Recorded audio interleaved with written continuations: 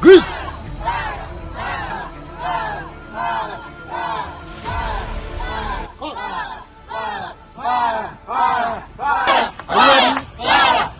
Are you ready?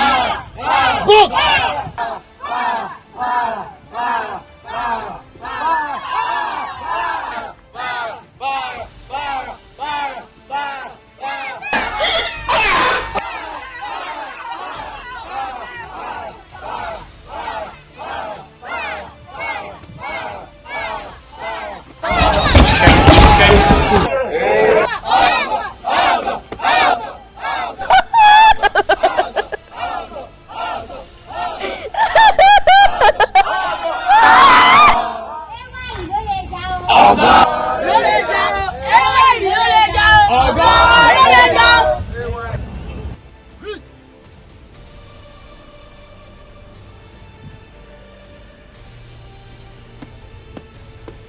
Cut!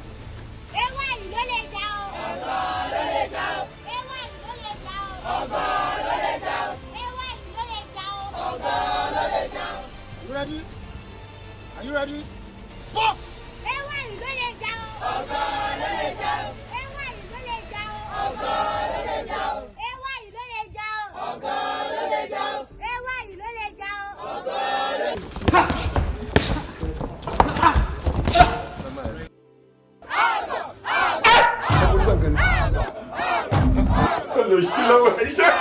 That's a prank.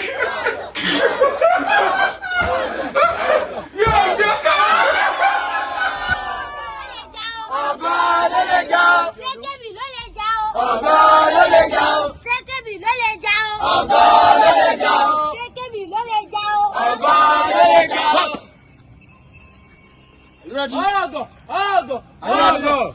Box! Água! Água! Água! Água! Água! Água! Água! Água! Água! Água!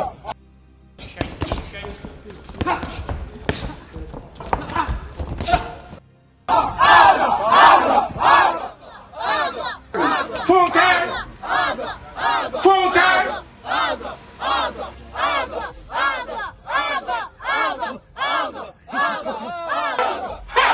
Apostle will hear of this. I will tell Apostle about this. This is what you want to use your life for.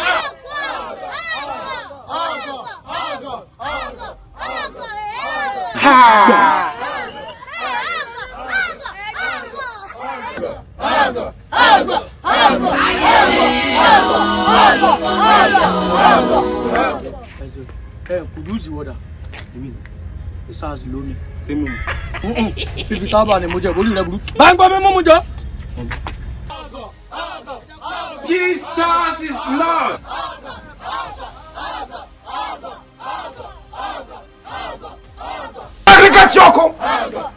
The fire eater, the fire spitter, the fire consumer.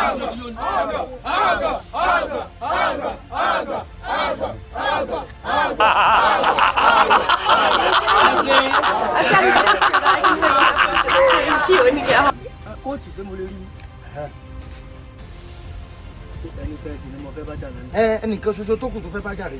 Náà. Ṣé mo lè tọ̀?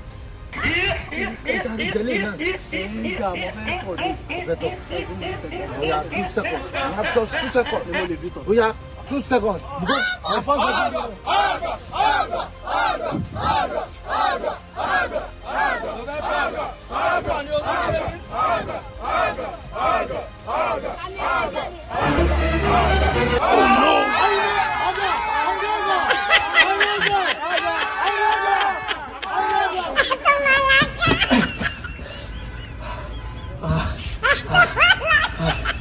olú ẹlẹ́dàá ọmọ sí tó ń kó yọ ọlọ́run ló ní lò làákàí pé ṣé mo lè tọ̀ ayé yóò ní dáa ẹni fẹ́ palẹ̀ wá ẹ̀dàkùn ṣé ń gbìyànjú ìkénídé mọ̀nà ìkéjídé mọ̀nà kẹta wọ́n wá gbélé yìí dé olórí burúkú títí ẹ̀ wọ́n ṣàjà ẹ̀yẹ bí ọ̀pọ̀ búrẹ́dì àyà rẹ̀ ló ń wú gbígbígbí bí iṣu jẹ́ fóògùn gbé wọ́n tó lè wá bàjá bẹ́ẹ̀ bá tẹ́tẹ́ mọ́ wàá kó kíní wéré ẹ mọ́ wàá kó kíní wéré yín.